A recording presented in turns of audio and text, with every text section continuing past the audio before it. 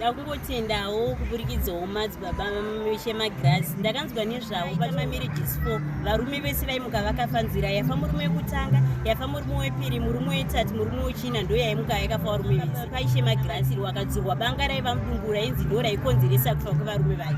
Akazouya pachirongwa zvinopisa achipupura kuti murume wandatova naye ndatogara naye murume haasi kumbofa hapana kana chiri kumbomurwadza kana kuita sei. Saka ndakabva ndangotorawo nhamba dzaishe ipapo ndikati nerimwe remazuva Mwari mukandichengeta ndakuzoendawo nehanzvadzi yangu kwaishe magrasi. Zveshuwa ndakabva ndafona ndandisingazive pasowe rinondobva ndaudzwawo madirection. Hanzvadzi yangu yanga yakagraduata 2019 asi basa panga pasishamisika kuti she vakamunhunga nezita rake vakasimusimudzawo kubva mugwanza vakataura kuti vadambura ngetani yose yanga yakaiswa nekuda kwakaipa yekuti asawane basa. Zvirokwazvo vakataura vachiti achaita mabasa ekusarudza ekuzosiya. Zvechokwadi ndo zvakaitika izvozvo.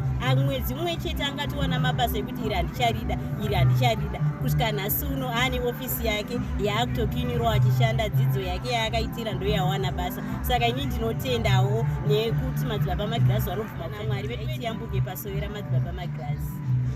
Ndinonzi Chaonga Stole. Zvechokwadi ndini hanzvadzi yaBlessing Stole yanga achibva kutaura iyi. Zvechokwadi takauya pano tichitsvaga basa. Ndana nemakore akawanda nditsvaga basa asi ndisina.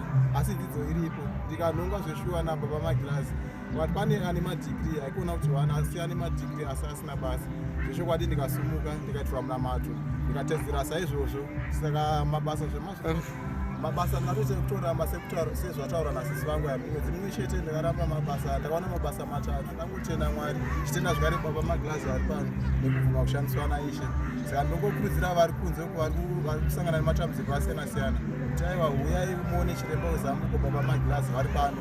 Chako chinongoda kungotenda bedzi wotedzera zvavari kukutaurira zambuko unorwana pano pane zambuko. Saka ndangotenda Baba magrasi nezvavakandiitira nemunamato wakandipa kuti aiwa ndinokutenda izvikuru. Ndaona kuenda kubasa madigiri angu asisire kungoenga chete asi ayekushanda. Saka ndangotenda Mwari asisire kutsamira.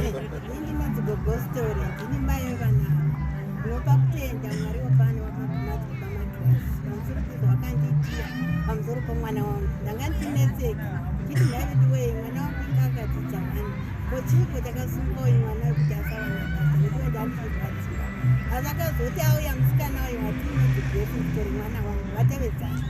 Akauya akati mai pane pandakanzwa muredhiyo zvichitaurwa ndoda mboenda namukomati wangu ndikati zvakanaka mwanangu pamwe ndewatoya nezambuko. Zvechokwadi wakwaya nezambuko. Vakauya kuno ndonyadza nzi yake vakapihwa munamato vakatedzera vakaita kuti mozodzoka kuti nechitatu ndobva vauya kuti kwakuzoti musi zuva retatu ndobva akauya zvikanzi mai Baba magrasi vati ketani ndadambura watoriwana basa. Ndikati ameni ndakatenda ndichidaro zveshuwa.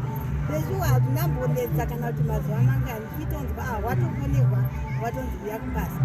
Ndikati Mwari uyu ndiMwari mupenyu. Baba magrasi vasunungura mwana wangu wanga akadzidza asati ngofira akagara chiyamboita ndisati ndaya pano ndatsinga vati vakazvitaura ndisati ndambovaudza ndiri palaivi.